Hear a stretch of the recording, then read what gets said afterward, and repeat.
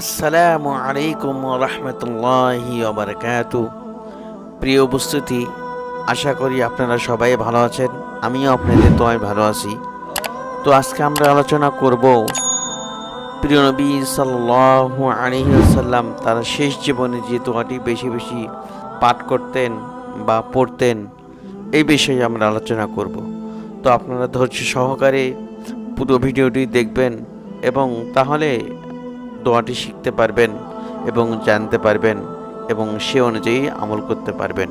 তো ইনশাআল্লাহ আমরা শুরু করতে যাচ্ছি। তো প্রিয় নবী সাল্লাল্লাহু আলাইহি সাল্লামের প্রতিটি আমলে মুসলিম উম্মাহর জন্য অনুকরণীয় আদর্শ। তিনি মৃত্যুর আগে এই সময়টিকে একটি দোয়া খুব বেশি বেশি পড়তেন। দোয়াটি ছোট্ট হলেও এর মর্যাদা অনেক বেশি। কি সেই দোয়াটি? আমরা তাহলে সেই দোয়াটি এখন শুনব।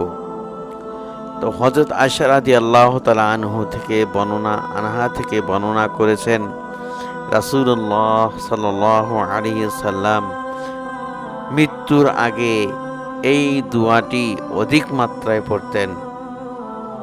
দোয়াটি হচ্ছে সুবহানাল্লাহ ওয়া বিহামদিহি আস্তাগফিরুল্লাহ ওয়া আতুবু ইলাইহি। দোয়াটি আমি আবারও বলছি, সুবহানাল্লাহি ওয়া বিহামদিহি আস্তাগফিরুল্লাহ ওয়া আতুবু ইলাইহি। এর অর্থ হচ্ছে, আল্লাহর প্রশংসা সহ তার পবিত্রতা ঘোষণা করছি, আল্লাহর কাছে ক্ষমা প্রার্থনা করছি আর তার কাছে তওবা করছি। এটি মুসলিম শরীফে এসেছে। আর আল্লাহ তাআলা যদি তার আগের পরের সব গুনাহ ক্ষমা করে দিয়েছেন, তারপরও কেন তিনি আল্লাহর কাছে বেশি বেশি ক্ষমা প্রার্থনা করতেন? এটা আপনাদের মাঝে প্রশ্ন আসতে পারে যে তিনি তো মাসুম, বেগুনাহ, তিনি কেন বারবার এই দোয়াটি পড়তেন? তো নবীজি সাল্লাল্লাহু আলাইহি ওয়াসাল্লাম মৃত্যুর আগে বিশেষ দুইটি উদ্দেশ্যে বেশি বেশি ক্ষমা প্রার্থনা করতেন। একটি হলো আল্লাহর কৃতজ্ঞতা যাপনকারী বান্দা হওয়ার জন্য, আর দ্বিতীয়টি হলো উম্মতের অনুসরণ ও অনুকরণের জন্য শিক্ষাস্বরূপ। সুতরাং মুমিন মুসলমানদের উচিত সবসময় আল্লাহর প্রশংসা, তার কাছে ক্ষমা প্রার্থনা করা এবং তারই কাছে ফিরে যাওয়ার চেতনা জাগ্রত করা। কারণ মৃত্যু কখন আসবে এ কথাটি কারোই জানা নেই। তাই হাদিসের উপর যথাযথ আমল করতে সবসময় দোয়াটি বেশি বেশি আর এতেই মিলবে চূড়ান্ত মুক্তি। কারণ মৃত্যু মানুষের নির্ধারিত সময় কাউকে বলে কয়ে আসে না।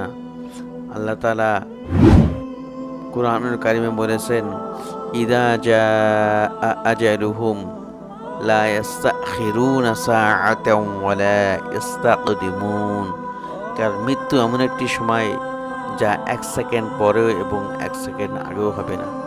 শুধুমাত্র নির্দিষ্ট একটি সময়েই মৃত্যু এসে যাবে।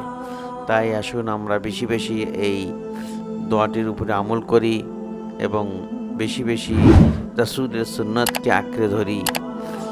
তো যদি আপনাদের এই ভিডিওটি ভালো লাগে থাকে তাহলে অবশ্যই লাইক, কমেন্ট, শেয়ার করবেন এবং অপরকে শিক্ষার জন্য শেয়ার করে দিবেন। আসসালামু আলাইকুম ওয়া রাহমাতুল্লাহি ওয়া বারাকাতুহু।